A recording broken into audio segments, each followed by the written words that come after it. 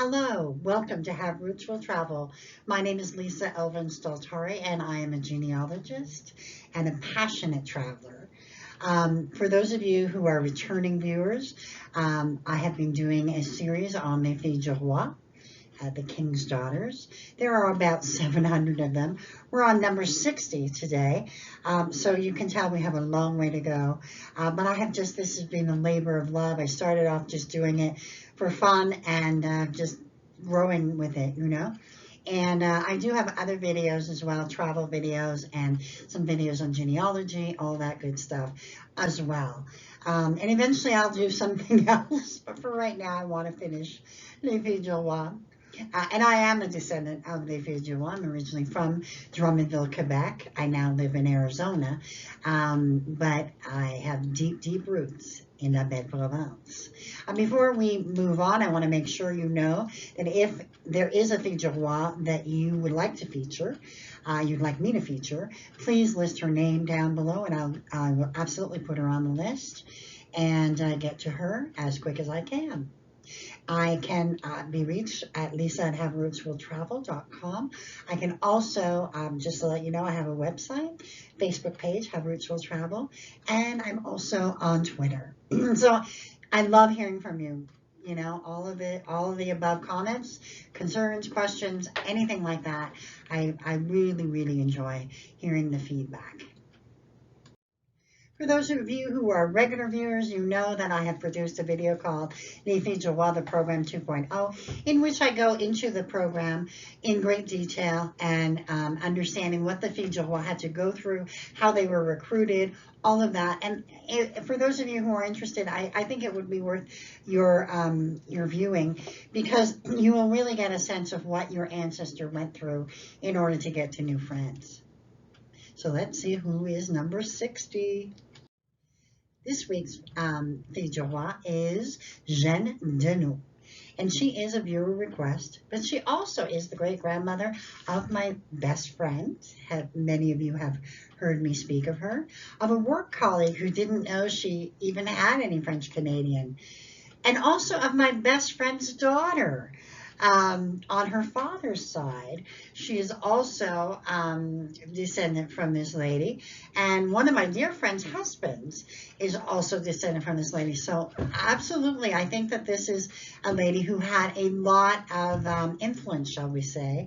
And so let's get to know Jeanne a little bit.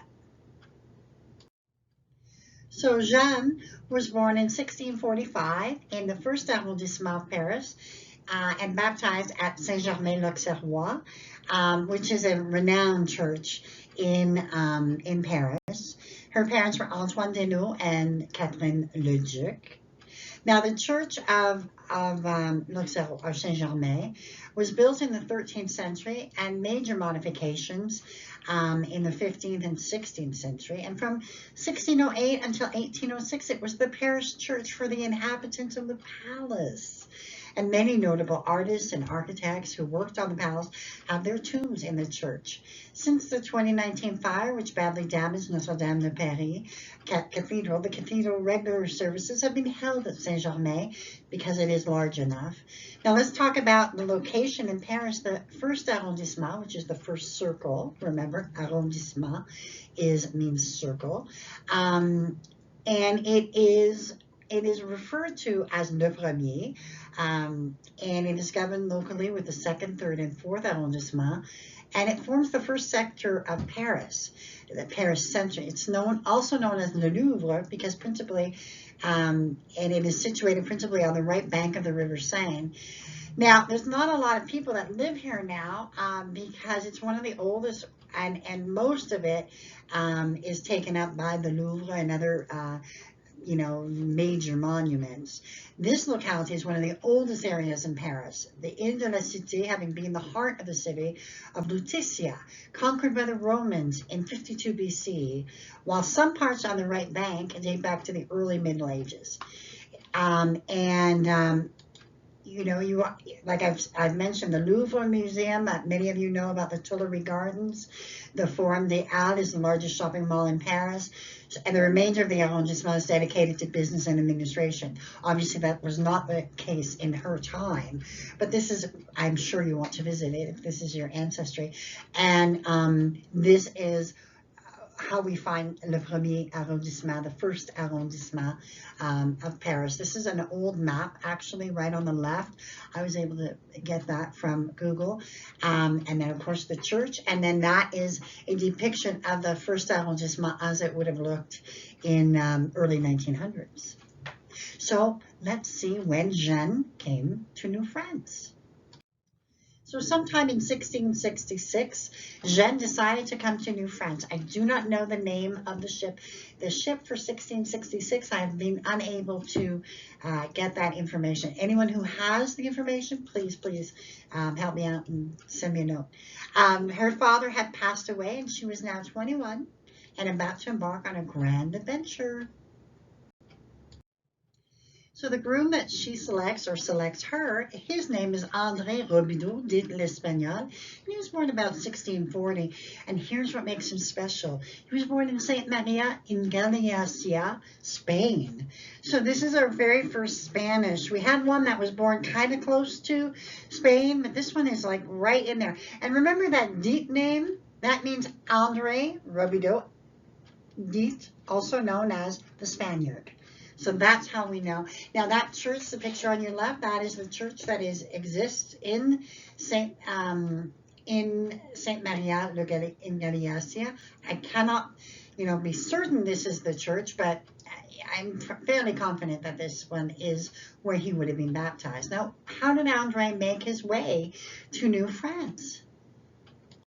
So André would come to New France sometime in the early 1660s, and he was basically a sailor. They called it a matelot, and he was the fellow who trimmed the sails and under the master's orders performed all the operations involving the masts and the yards, the rigging, and the maneuvers.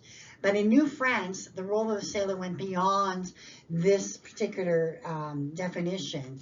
Some of their engagement contracts specified they were expected to serve as laborers or perform any other duty the governor ordered. And they were asked to cut wood and work the fields.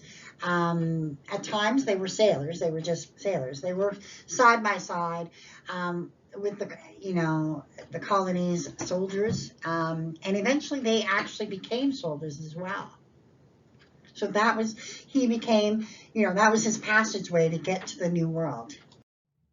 So André and Jeanne were to be married on June 7th, 1667.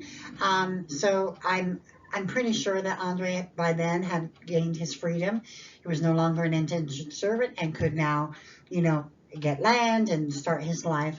And this is where let's see where they end up. André and Jeanne would establish themselves at Laprairie. Laprairie, which means the meadow, was first given to the Jesuits in 1667. So it was still, when they came here, it was still being run by the Jesuits. The seigneurie would develop slowly, but by 1687, it had both a flour and sawmill in 1691, the lumber would actually act as a barrier to the attack from the mercenaries from New England, who came and tried to take things from New France.